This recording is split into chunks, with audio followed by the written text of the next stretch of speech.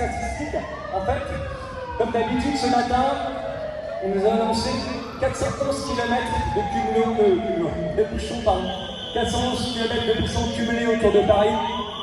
Voilà, encore une fois, pour dire que si tous les usagers du bureau motorisé reprenaient leur voiture, ça poserait un vrai problème. Donc le bureau motorisé est une vraie solution de mobilité. Par ailleurs, bruit Paris. Vous savez que vous avez Air Paris qui calcule la qualité de l'air.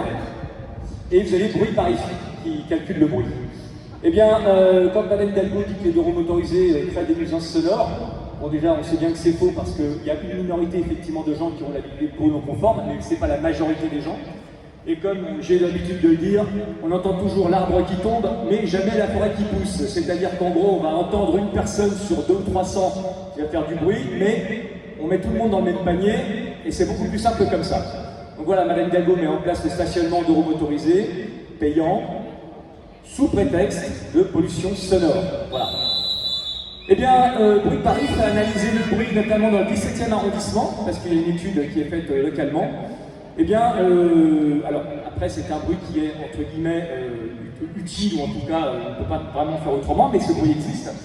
Il y a plus de 10% du bruit généré par les sirènes des véhicules d'urgence, hein, c'est-à-dire pompiers, ambulances, police, etc. Et ça peut monter dans certaines journées jusqu'à plus de 20%. Voilà, qui sont générés par les sirènes. Donc quoi, c'est pas les bureaux motorisés qui génèrent du bruit, on sait bien que Paris est une ville qui vit, qui bouge, qui travaille, et donc forcément c'est une ville où il y a du bruit. Bien évidemment, il faut essayer de faire le maximum pour avoir une ville à peu près apaisée, mais c'est pas en essayant de jeter tout le monde dehors, en tout cas de ne pas laisser rentrer les gens avec des véhicules, surtout des bureaux motorisés, que ça va changer les choses. Voilà. Bien. Eh bien, nous arrivons pratiquement à la fin, presque la fin de cette manif, puisque je vous rappelle que la coutume, c'est de faire la petite chenille à des motards, pour montrer que nous sommes là pour défendre nos droits, mais sans haine ni violence, et qu'on peut avoir un petit peu d'humour, et on peut aussi jouer sur le registre bon enfant. Donc Thibaut et Etienne, la chenille, on peut y aller, on va la doubler cette fois-ci pour que ça dure un petit peu plus longtemps. On a retrouvé un chapeau là la dernière fois, un bob, avec carreau, donc si c'est à quelqu'un, n'hésitez pas à venir le récupérer.